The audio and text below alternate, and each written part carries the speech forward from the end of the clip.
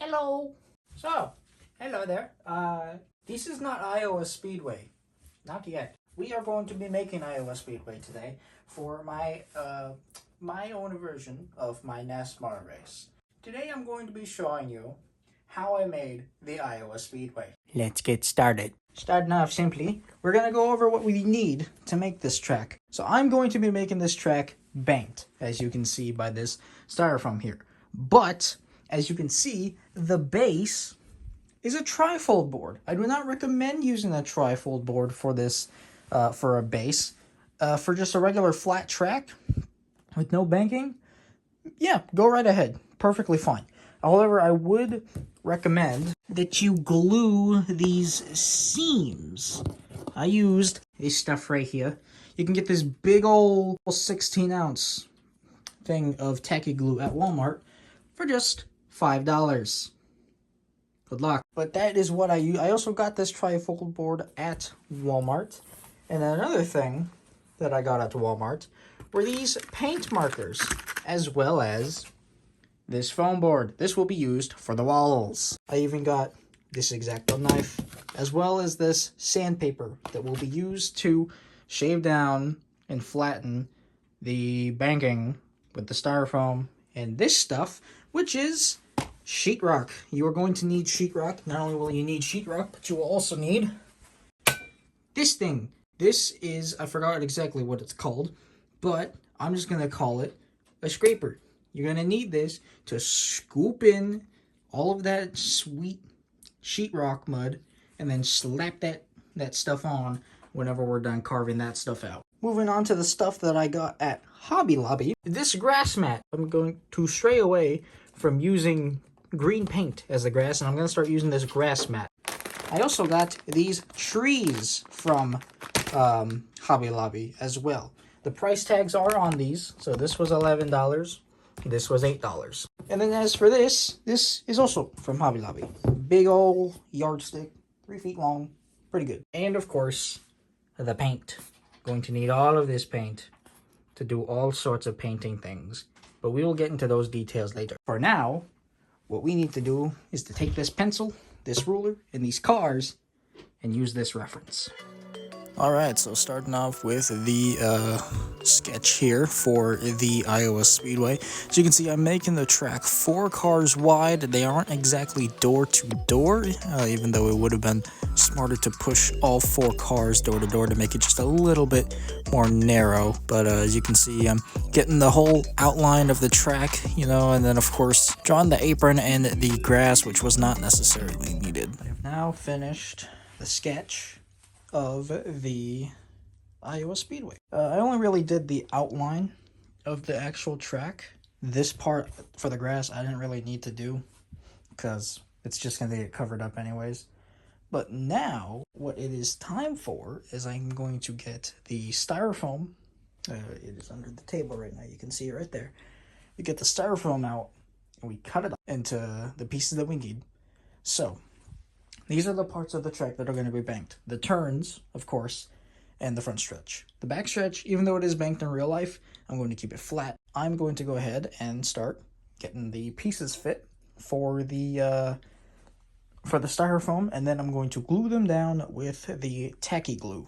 Once again, going back into VO mode here, as you can see, we're cutting up the styrofoam to put down onto the track to make the banking the way it is. You know, obviously making the track a little more banked as we get higher up in the track, as I'm pretty sure it's progressive banking at Iowa Speedway. But as we're getting it all set up here, going to glue down the pieces with that tacky glue that I showed you guys earlier. And so any kind of moisture will definitely make cardboard bow, no matter what it is. So of course the bowing will happen with the cardboard here and the tacky glue. But as you can see, I'm gluing every piece down, so we'll go ahead and move on. So all of the foam is now glued down onto the board, starting to ready to get carved in here with this X-Acto knife. As you can see, the board will bow slightly with that glue on there. So to counter that, I got this big wedge. You guys have seen it in the background of my videos and all kinds of races. So we're just gonna set that down while the rest of the glue dries. Might need to get another one for that side, but it should be pretty easy to get it through. The only thing that I'm semi-concerned about is the backstretch.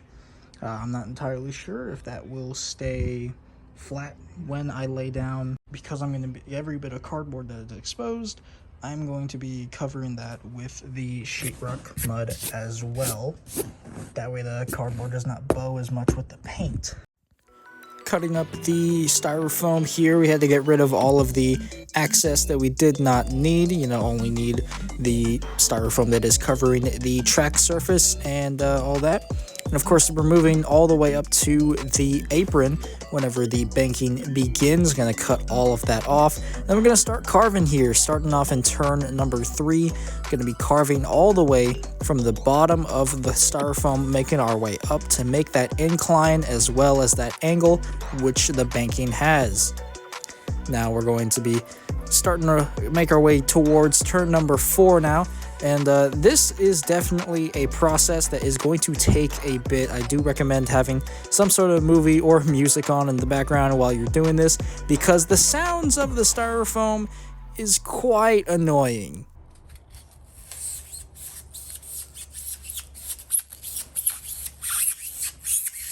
Obviously, sounds like a mouse that is slowly dying a painful death. Anyways, moving on, we have our all-purpose sheetrock here. Got it from Lowe's. You can get it at other places, I believe. I think Home Depot and Ace Hardware should have this material as well, or they should at least have sheetrock to some capacity. You should get all-purpose sheetrock, though, for the sole reason that, you know, this isn't necessarily a wall to a house. This is a racetrack for stop-motion 1/64 scale die-cast cars. But as we lather this stuff on, we're gonna try and make it as smooth as possible on the transitions between the base and the styrofoam, trying to make sure that we don't get any potholes or air pockets, whatever you want to call them. But I definitely recommend sanding down the styrofoam first before we start putting on the sheetrock mud. That is something I did not do, and something very big dum-dum of me to forget. But as we see right here, this is me putting the sheetrock mud on the cardboard. Now, the reason why I did this and why my thought process was pretty stupid, I thought that this was not going to make the cardboard bow, but as I said earlier, any sort of moisture will make the cardboard bow no matter what you do about it. So unfortunately, figured that out the hard way. And as for the layering for the sheetrock mud, I would say do thin layers at a time. I was putting it on pretty thick in a few spots when I shouldn't have, but it's easier to let it dry in thin layers. Alright, this should be all dry now. So you want to be sure to let this have at least 24 hours to fully dry. But now we gotta smooth it all out with this sandpaper. Now, arguably the hardest part of making this track for me, solely because I could not figure out how to hold the sandpaper, is to sand the track down, trying to make it as flat and smooth as possible. And then right after that, blowing off all of the sheetrock dust. Pretty satisfying. Okay, yeah, my goodness. You know, there's obviously going to be some blemishes here and there. When I mean here and there, I mean, oh my goodness. Yeah, I'm not entirely sure if I'm going to be able to fix that. And now one of the big components when it comes to making a stop-motion racetrack is painting the surface. Of course, here we got three different sort of paint, three colors of paint, I should say, that I'm using a black and a gray, as well as a beige or tan color, whichever one is available mostly. And then mixing that in to give it that old oily sort of look to it and all that. But I was not happy with the color of this track. It just did not seem too, it didn't seem worn out as, it didn't seem as worn out as the actual Iowa Speedway was. So what I went ahead and did after I finished up this part of the painting is that I went back and went ahead and added the gray and the tan part, just those two colors together, and then it went ahead and turned out to be a lot more realistic of a shade of asphalt than this original piece right here. Now on to a part that is also very important, and that is the freshly paved lanes in turns 3, 4, and 1 and 2. Don't ask me why I said it like that. We're just gonna move on. But instead of trying to make this look more worn out and all that, like it's had a few races on its surface, I just decided to go all in with the black paint to make it look as fresh as a repave as possible. Now, I kind of did it in the way that Martinsville's concrete parts are painted, so I kind of messed up on that part, but that is totally fine. Alright, so I finished every bit of painting and sanding. The only thing that I need to do now are some more lines. Cracks in the asphalt were made with the black paint marker, this kind right here, the one that I got from Walmart that I showed in the beginning of the video. What I'm gonna do is I'm gonna add a couple lines for the apron, maybe a couple dotted lines for that little road right between the outside pit wall and the infield grass, and then I just painted the pit boxes, but it's starting to get a little dark on me here, so I'm gonna go ahead and get this stuff done. Getting dark on me was an understatement, as we see here me painting the apron line coming out of turn number 4, trying to figure out where it starts and stops, because all this cutting that you see here in the clips is me going back and forth between painting the line on the track as well as looking at Google Maps to see where the line starts and where it ends. You see here I'm drawing the little squares, the 3 squares that go from big, medium to small to indicate when your braking markers are coming into the pit lane. Now as we do this, we're going to also be painting the little white line on the apron in the front stretch to continue the start-finish line, and then going ahead to dot the lines on the actual pit road, not the little extended part of the track for the, what I assume are the lower series and the Legends cars for the Legends Oval. But as we do the pit road dotted lines, we'll also be doing the restart zone just off of turn number 4. Now moving on to another new part of making a track, it is using a grass mat for the grass, of course. Now when I first pulled this grass sheet out, I was expecting the texture to be kind of rough, if I'm gonna be honest, but it was surprisingly soft and very interesting to work with. Obviously it's not transparent enough to where you can see where you need to cut the lines and all that, so I just cut out a little piece like that and then used a pencil to lightly sketch out where I will need to cut, and then using some excess light like the porch light, I used scissors to cut it out, and then used tacky glue to go ahead and glue down the piece of grass sheet, and then I did that for all 3 patches on the front stretch.